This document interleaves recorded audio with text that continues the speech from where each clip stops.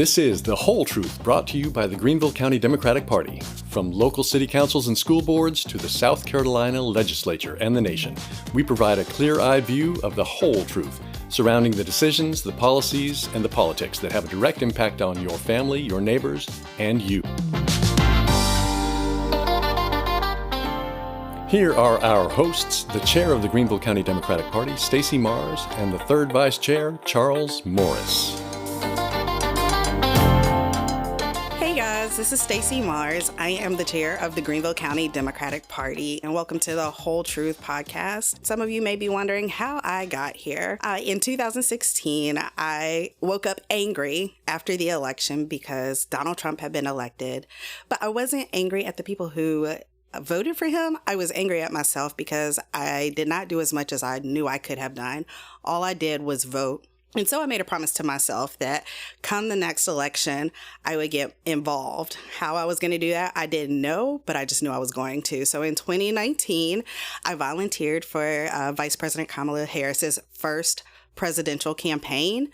And I worked on that. And once she dropped out, I started working on local campaigns where I quickly learned that a lot of people just do not know about local politics. They don't know who their representatives are, their council people, none of that. And so I've kind of made it my passion now to educate people on local politics. And I figured I could do that better inside the party, more so than outside of it. So here I am. Hope you'll take this ride with me.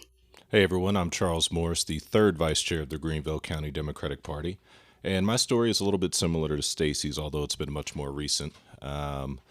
This year, of course, I was pretty upset after Donald Trump got elected again.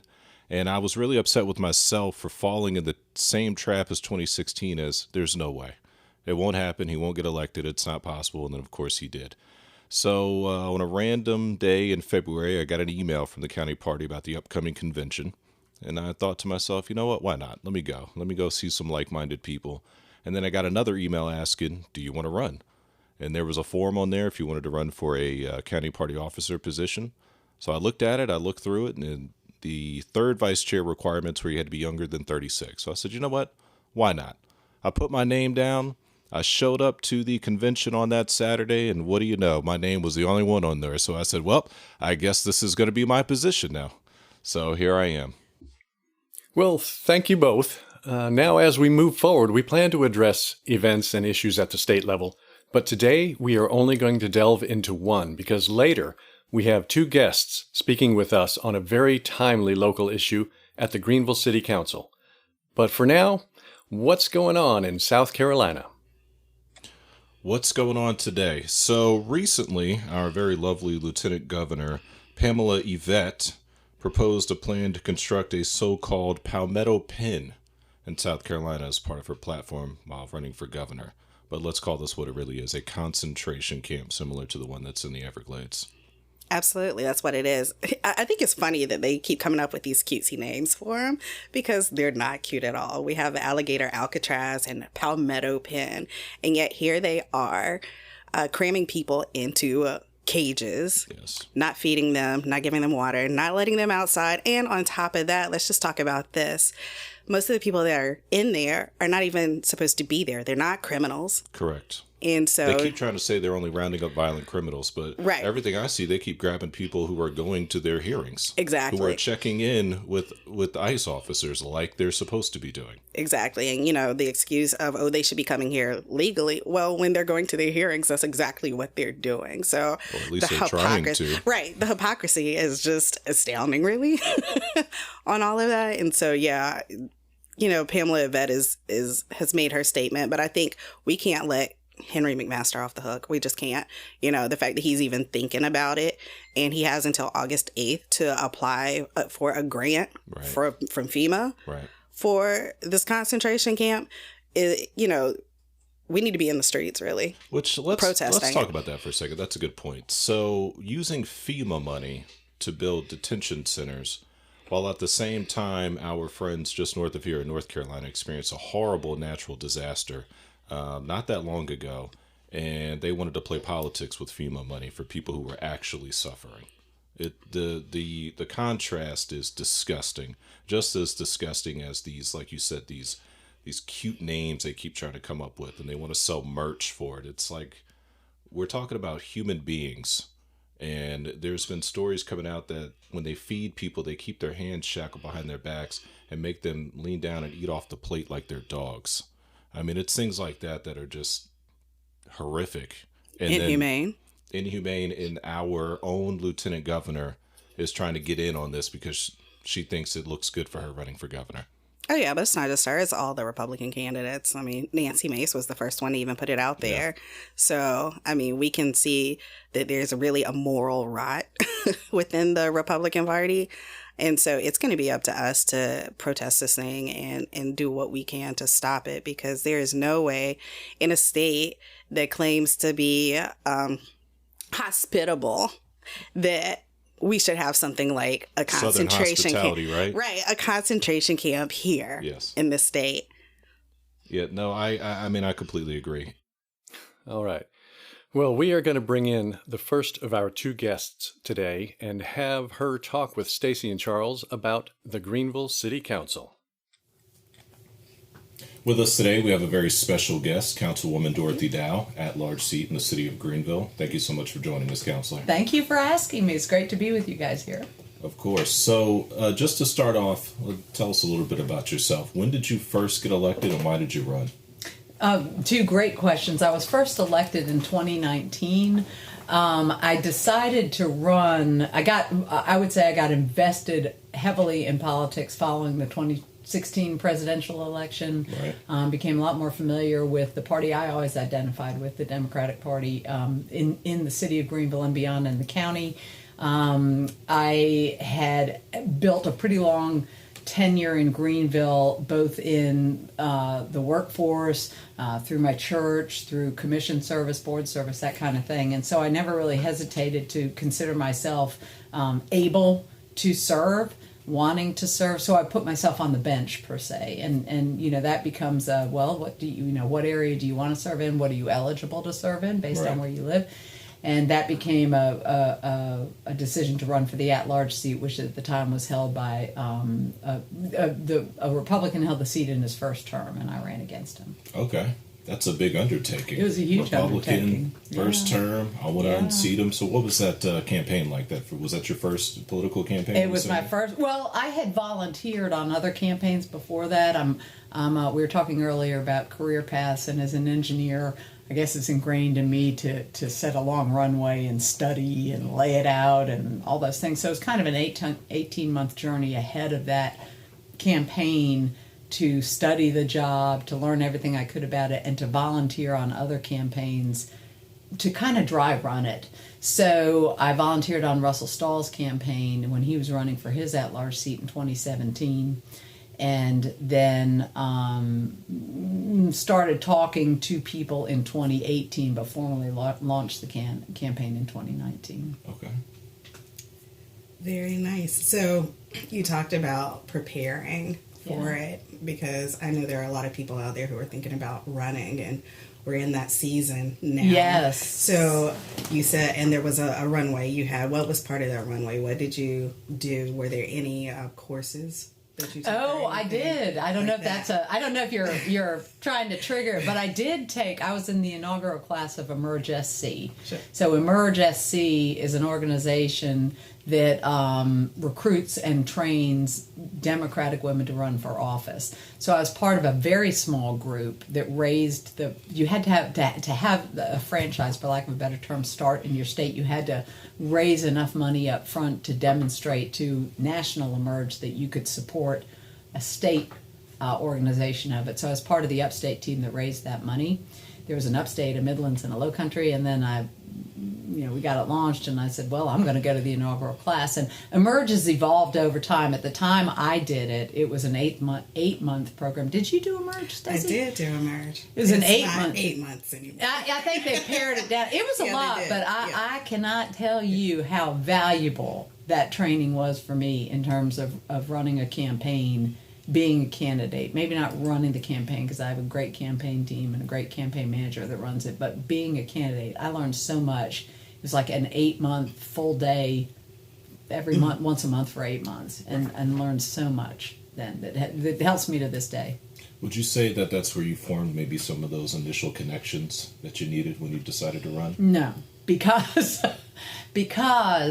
the people I was with, my classmates, were from all around the state. Okay. A couple, but no, the connect. I was very lucky. So I had a great campaign manager that had already run 2 successful city council races. Councilor Gay Sprague, who held the seat before Russell Stahl, so Russell's in the other at-large seat. Gay had served 2 terms, and Gay was not only a former city council member, she's also a friend. We go to church together, so her expertise was invaluable in terms of, what is the political landscape in running for an at-large seat. Former city council member Diane Smock was part of my advisory team. Former council member Michelle Shane helped me. So you had a who's who of people. I was very, very fortunate, and they were and continue to be great sounding boards, great advisors, great, anytime I've asked for, let me get your take on this, they've always been very generous with their time and their opinions on things to be thought about as you're going through the decision process on council. And they bring a great history to it as well. So you talked about studying the position and what a city council person does. Can you give us a little bit of insight as to what it is to be a city council person and what it is that you all do on council? Yeah, sure. Happy to. I think one important thing to understand is that, and this is probably true for any elected office, in my view, what's the bare minimum you have to do, right? The bare minimum is I would say you better be there when roll is being taken. Right. So I don't doubt there are people, so not inferring this is in Greenville, but I don't doubt there are elected officials in the nation who show up when roll is being taken, and then that's probably it for them, right? Because it's about the title and not the... I don't know, but I mean, to me that sounds like a horrible job, but my point is you could do that. That's not really the way I roll, I'm not aware of anybody doing that now, but I think that is a possibility. It's not a huge geography, but it's the full geography of the city and the full complement of residents that I feel committed to in serving. It's different, in other words, than a district representative who essentially has 1/4 of that population to serve. So what actually, in terms of how we roll, what do we do? So every other week, right, second and fourth Tuesday, city council meets. And prior to the formal council meeting, we have a work session. And the work session I like to describe as where the sausage is made. That's when we are really talking through policy. Is that just the council? No, well, it's open to the public. It's open to the public. But that meeting is, for instance, that meeting is not in council chambers. It's in a conference room. All staff leads are there. Press is there. If somebody's giving a presentation on a certain topic, they might be there.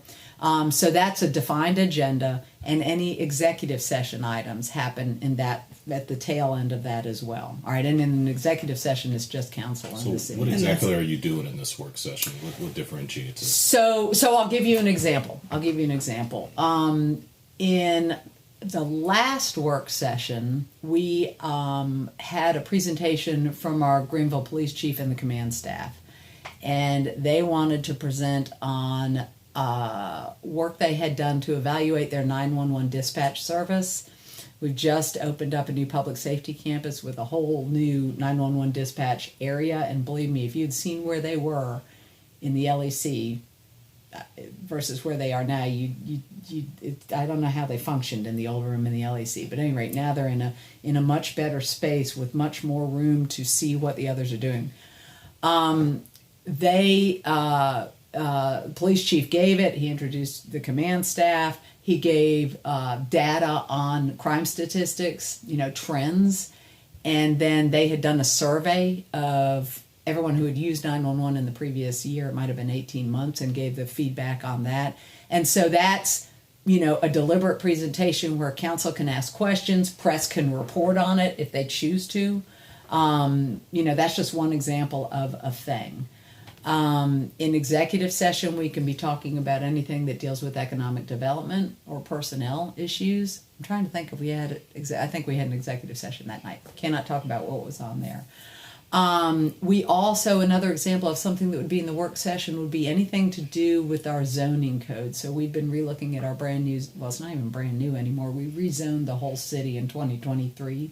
And we do updates to that code every 6 months, really every 6 months to a year. And so planning staff will give us reports on what they want to change.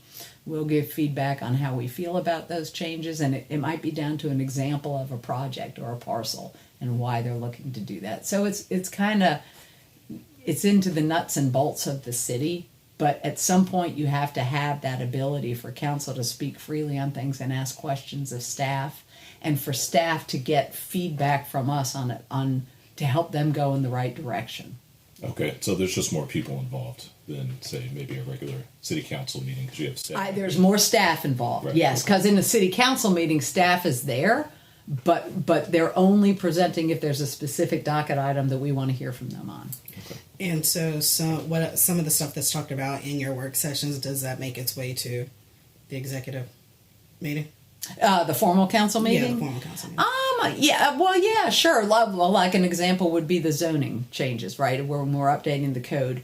The updates to the code, and this is kind of a dry example, but the updates to the zoning code, there's no way, that has to be passed through an ordinance at a formal council meeting. But there's no way that would come to us as an ordinance without council being briefed on it in advance of what was coming down the pipeline. So it's an opportunity to brief us in advance. Let me of ask, things on that. what about affordable housing? Since you first ran, yeah. what has happened with affordable housing? What have Okay. you been able to get done? Great topic. So when I came onto council, I think I'm on these numbers, but if I'm off by a little bit, give me some grace. That's all right. Somebody will let you know. Somebody will let me know. Wrong.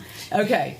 We have what's called, as part of the budget, we have a capital improvement program, and the capital improvement program is line items for things that are over $100,000. So the prior year had been $1 million towards affordable housing in the CIP. And I think that's the first time that line item was there. Remember, at that time, our budget was somewhere around $240 million. Wow. I know. Not a lot. Not a lot. Nothing. Not a lot. And Jill Littlejohn made that point to me before I ever got on council. Sure. You know, she kind of, laid it out in terms of a percent. Because, you think, wow, $1 million, that's a lot of money.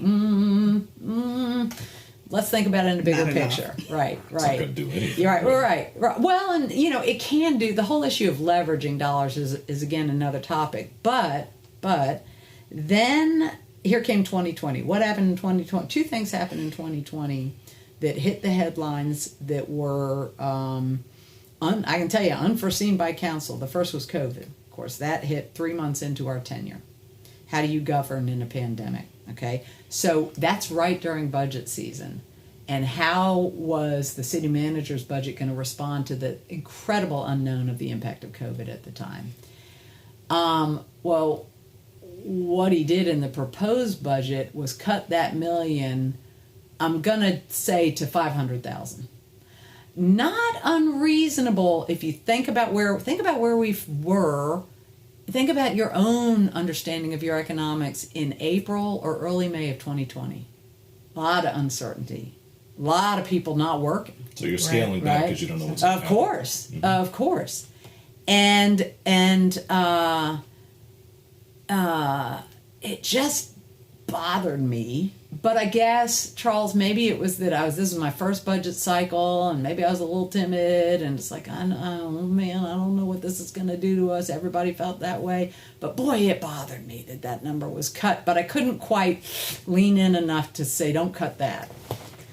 And then the next headline thing that happened was the murder of George Floyd. Right. And following the murder of George Floyd, there were protests focusing in the city of Greenville. City of Greenville is a place where people go to protest, regardless of, Yeah, I was there. You were there. Vividly. Right, Yes, okay. so was I. And there was a gathering. This was this was, it might have even been before we had a mask ordinance. There was a gathering at Graham Plaza, and I watched it remotely. To be fully transparent, I was like, I don't know whether we go or not. Where are we on this whole social distancing? It was just so early, and I did not go, but I could watch it on social media or news. I can't remember how I saw it, probably social media. And the mayor said, he said, raise your hand if you're African American, which was kind of, I just kind of thought, oh my God, what is going on? What is that? And, a number It's of people kind of a wild raised thing to say out loud. I wouldn't, but he was trying, and it was probably an uncomfortable position he felt in at the time. And Chandra was there because I could see her in the camera. Chandra Dillard. Dillard, yeah, sorry. So Representative Chandra Dillard, sorry. So in the aftermath, and what he said as a follow-up is you belong here.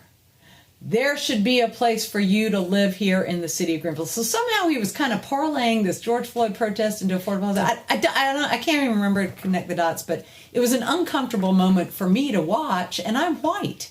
I thought, this is really odd, And I called Chandra a day or later, and I was kind of calling her to say, I'm sorry, because I felt like that was it's not something I would have said, it just felt inappropriate. But I give him a lot of grace in the moment. It was a tough time for everybody. And she said, well, he's trying. And, she gave him grace. And she said, but Dorothy, when Representative Dillard says something, she'll pause. And that's when here it's coming. She'll said, if what he said he means, then there must be a place where everyone can afford. She tied it back to the affordability issue. So this directly led to action. So, I'm sorry, I made a short story too long. No, at any rate, right. remember how I said I was uncomfortable about the CIP being cut for affordable housing? Right. And I got off the phone with Chandra, and I thought, daggone it, she is right. Gosh, she is right. So, very inappropriately, I went into the city manager the next week, and I said, you make that $2 million. You make that number $2 million. You're not cutting affordable. Now, above all, we should not cut it. Now, give me some grace. It might have been $1.5 million, but it certainly was more than we had been at $1 million. And he said, well, you better get your other council members on board. And I said, okay. And thought, now what do I do? You're just like, okay, what's the procedure for that? There should be a process and a flow chart and all that. And I thought, I guess I'll just start. Ask for forgiveness. I'll start calling them up. Right. And I think, honestly, I think it was on a Friday and the council meeting was Monday. And we had already, this is another thing. We had already voted on the budget once. This was second reading. This was, I had gone rogue, broken bad. This is so out of line. In retrospect, I can see that. But at the time, I was like, it felt like the right thing to do. Yes, I was mad at myself for not doing it in the first round, but you learn. And so I said to Knox, not long before I did not get everybody on board over the weekend, talk through the reasons. I just went into the dais and said, I'm introducing this amendment, and here's what it's going to be. I want that. And I remember, now I can see how rogue that was back in the day. But I remember, and this was like, okay, I did the right thing. My primary opponent in the 2019 election was still in Greenville. She must have been streaming the meeting. And she either emailed me or texted me afterwards, along with her campaign manager. And they both said, way to go. Thank you for getting more money. So it was the right thing to do. Okay, now fast forward. When you talk about... did that get approved? You bet it did, buddy. There you go. I was going to say, she wouldn't tell the story. Oh, yeah. No, I went. But here's another instance. So we held it at that number going to the next one. And maybe time passes on, but not much time. We'd adopted GVL 2040. GVL 2040 in that document says explicitly an allocation should be made of $2.5 million a year towards affordable housing. It says that, and that's not a random number. It was run out, how much money would have to be set aside and leveraged to create this much new housing. We wanted to have 10% of all new housing affordable. Okay. And so all those mathematics were done in the 2-year planning of GBL 2040. So the next year, I said, it's going to be 2.5 million this year and every year going forward, because that's what we signed on to when we adopted that plan. So what was the definition of affordable for you guys? Because I know that can mean something different for everybody. It can and it shouldn't. But let's step back and acknowledge the fact that what's affordable for one person depends on what is their income, exactly. Right? So you can imagine affordability is different for everybody. It's their income, it's their dependence, it's all those things. So I guess I have to say I'm pretty relieved that there's an accepted metric for that, and that is through HUD, through Department of Housing and Urban Development, that an individual or a family should be spending no more than 30% of their gross income on the roof over their head, and that includes utilities. So if you picked if you were earning $100,000 and you're a single person, right, you should be spending no more than 30% of that on your apartment or your house, your mortgage, whatever it is, plus your utilities. Utilities not including cable service or cell phone. So gas, electric, water, sewage, garbage. Right. So that is the definition of affordable. And the reason that's going to become important is if, for example, you're living in housing with a voucher, right? Or a housing that's designated as affordable housing, that rent cannot be set more than 30% of your income. Every person could be paying a different thing based on what their gross income is. So that's the definition of affordability when you're living affordably. When we talk about what is affordable housing versus workforce housing, okay, those are also terms that kind of get tossed around interchangeably. Yeah, and they shouldn't. I've heard them used interchangeably. And they really shouldn't be. In workforce, well, okay, I mean, does that mean everyone? It only applies for people who are working? What does that really mean? So affordable housing is considered housing that is priced affordably, meaning no more than 30%, for those earning under 80% of area median income. Workforce housing, that classification is priced at no more than 30% of their income for those earning between 80 and 100% of the area median income. That's a lot of math, and it's so much easier to explain if you have just kind of an example. A chart to look at. A chart, something like that. So, but let's talk about, this is where we missed the mark early on. We talked about affordable, 30%, 80%, AMI. What does that mean? We should be talking about people. Mm-hmm. People. So let's talk about, for example, a teacher or a police officer. And I speak specifically to Greenville County public school teacher or a police officer in the GPD. Area median income for a single person right now in the city, and oh, by the way, that area median income is also set by HUD. They say what it is, and they're basing it on their data, is around $63,000 a year. So if you were earning around that, you're a single person in the city of Greenville, you're earning at area median income.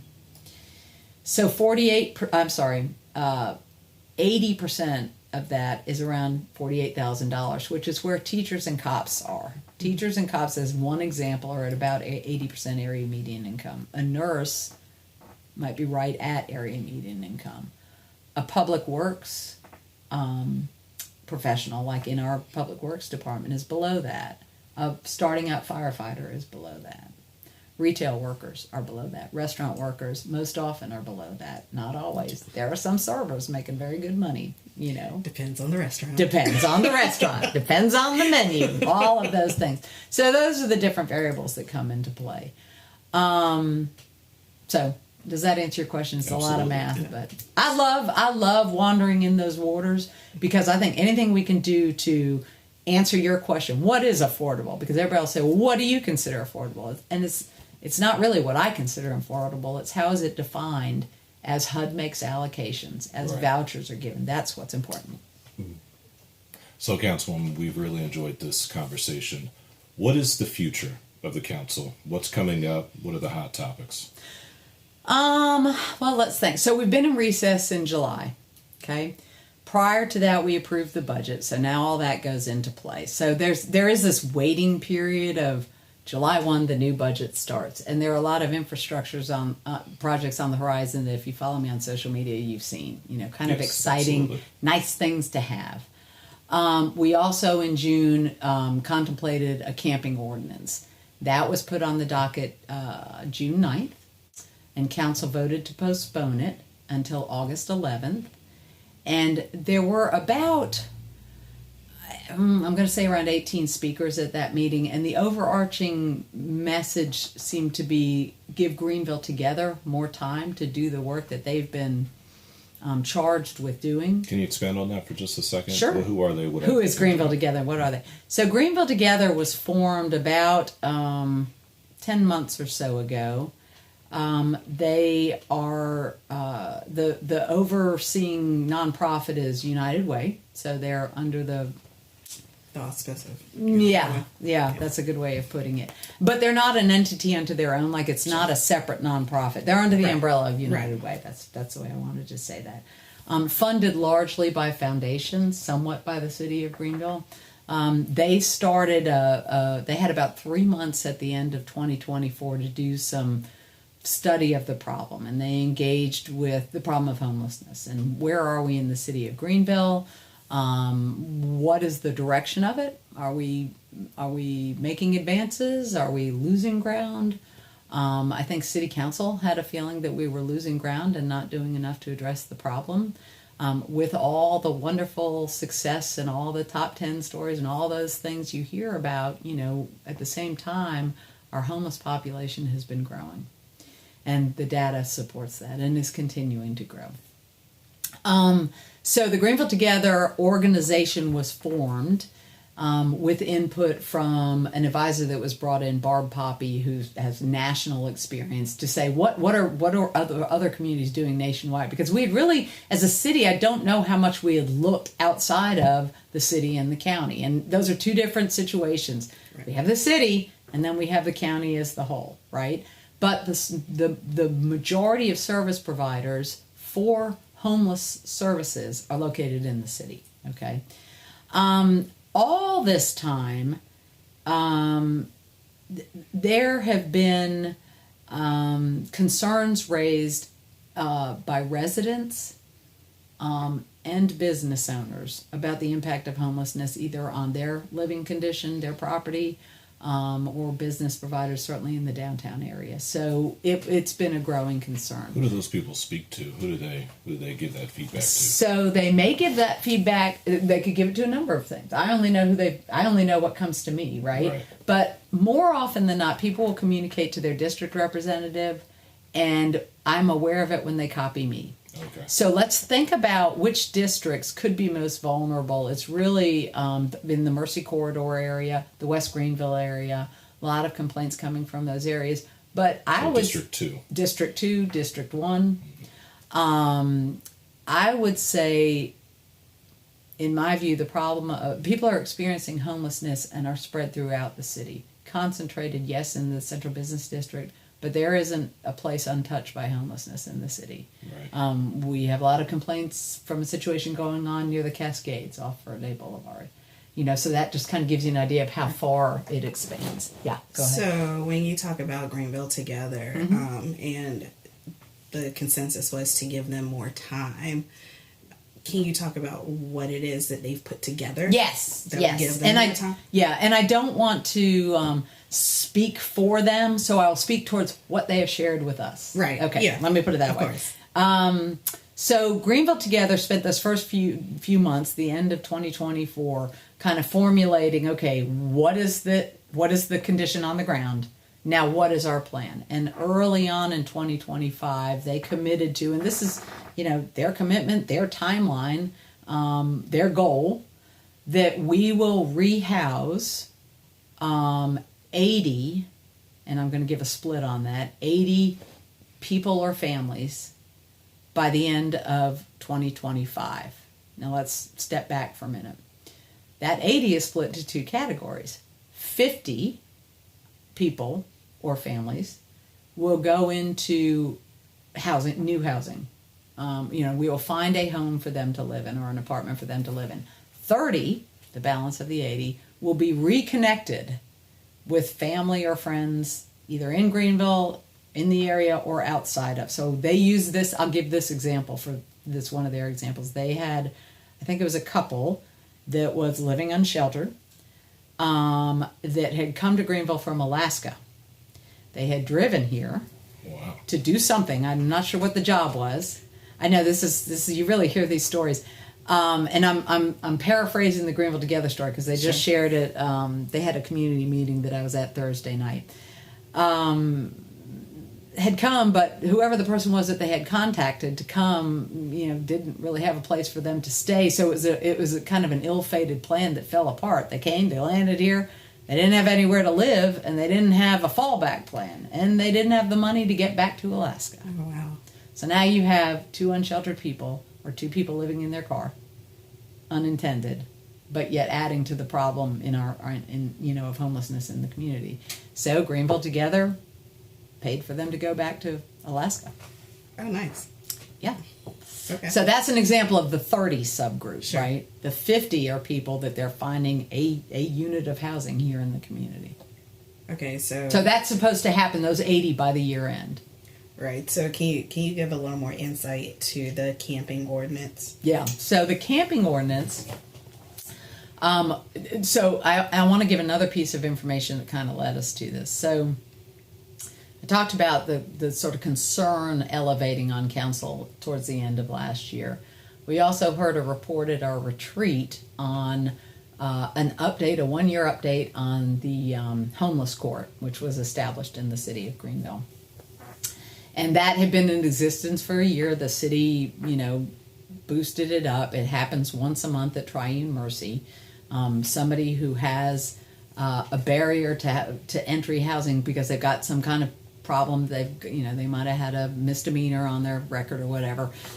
It can be taken care of in homeless court and no longer be their barrier to entering housing. Okay, the problem is that a year look back showed, I think, fewer than 5 people had taken advantage of the homeless court situation. All the service providers are there on that day. Pro bono attorneys are there on that day to help them address their situation. So is it voluntary? They have to ask to go to homeless court? Yes. So is everybody given the opportunity, or how does it work? Okay, so I would say this. Let me give an example. This is not let's give a hypothetical. Somebody shoplifts in a convenience store, and they get caught, and they're given a misdemeanor charge of shoplifting. And that happened, it would have to be in the city of Greenville. And this could be someone that was shoplifting food for their baby, right?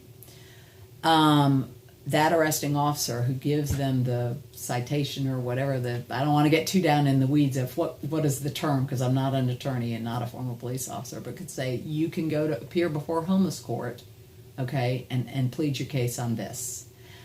I don't know if you've ever had a traffic violation in the city of Greenville, but I am told that you could go to municipal court to talk to the judge about your traffic violation. Yes. You know about that, Yes. Charles? Unfortunately, I've had some speeding tickets. Well, I'm just kidding you. Judge Hawley and I, my family, go way back. For showing up. Yeah, right. So hey, who among us has not been in that situation? No, I certainly have. But at any rate, similar to that, right? You got a parking ticket, you got a traffic ticket, go to municipal court, appear, talk to the judge. Similarly, now you have something on you and you're homeless. You can go to homeless court. So is the arresting officer required to give that option, or is it at their discretion? I don't want to say. I can't say that for sure. I cannot say that for sure. One thing to really understand about this is that all the service providers are set up at homeless court. So the intent of homeless court from the city's side was to connect our homeless population to services to help get them out of that situation, right? We have service providers in the area. They are limited by budgets, by volunteers, by all those things, but their heart and their will is certainly there in the right place. And so once a month, the same, whatever it is, the 4th Monday of the month, whatever it is, the repetitive thing, and it's at Triune. The idea was, okay, this is going to happen every month, and this will be a great way to connect people to the service providers to get them the help they need to get out of being in the situation they're in, that is homeless. In my view, that has not reaped the benefits that I would have hoped it had in a year. In other words, when you only help 3 or 4 people in 1 year, Right. I mean, how much of an impact are we having? Meanwhile, the homelessness count is going up and up and up and up. So Greenville Together was starting to roll up their sleeves in the beginning part of 2025. I was at this community meeting last week. They now have housed 7 people. I've kind of spent July, have spent July doing due diligence.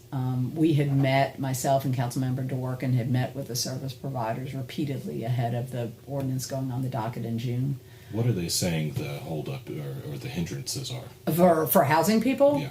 I don't know that I've heard them say that. They would have to say that. I don't know what the hindrances are. I think what I've seen them commit to is 2 a week. They just got the contract in place for the housing surge, which means the entity that's connecting the people to the housing is led by Triune Mercy, and they're doing 2 per week, and that's what they've committed to. But they're at 7, and they have 73 to go. Right. Well, Councilwoman, the next meeting is on August 11th. So August 11th. So in June it was postponed, right, to a date certain, August 11th. So on August 11th, it could be taken up. It could not be taken up. It could be voted on. It could be postponed again. All those things are part of the process that could happen, and I don't want to speculate on specifically what will happen until we get closer, because again, all of council has been in recess this month. But we have been getting updates from Greenville Together. I would hope for an update from Greenville Together again at that meeting. It's August 11th at our formal council meeting at 5:30. And where does City Council meet? Where does it meet? Charles, 206 South Main Street, 10th floor. There we go. Parking garage in the That's for the back. people that don't know. Come join That's us. for our listeners who are not aware. Come join us. So that's kind of where we are. But not to be diminished in importance, you can always stream a meeting remotely. Right. So there's a way to do that. If you look at the agenda on the city, there's a link to connect to it. Well, thank you. Thank Councilwoman. y'all. Thank you, Dorothy. Thank We you. said we were Appreciate going to it. call you Dorothy, and I've been saying Councilwoman. All the time, Yeah, so I'm I sorry. have a hard time just saying Dorothy. I'm like, it's so casual. Oh, y'all can It didn't absolutely feel call right. me Dorothy. It didn't feel right. I'm sorry. Call me Dorothy. Yeah, you worked anytime. hard for that, Councilwoman. I did work hard for it, but I'm amongst friends, so please, by all means. Councilwoman. I appreciate y'all having me very much. Absolutely. Very much. Thank you for coming. Thank you. That was Charles and Stacy's interview with Greenville City Councilwoman Dorothy Dowe. The second interview of the day with Councilman Ken Gibson will be in our very next podcast. Tune in to that one. Make sure you follow us on social media at Facebook, Greenville County Democratic Party, and on Instagram it is GVLDem. That is the best place to see what is happening in the community, what are the next events, what is the party doing. So give us a follow on both. And this is Steve Ramirez. Until the next time, thank you so much for joining in with us to understand more about the whole truth with the Greenville County Democratic Party.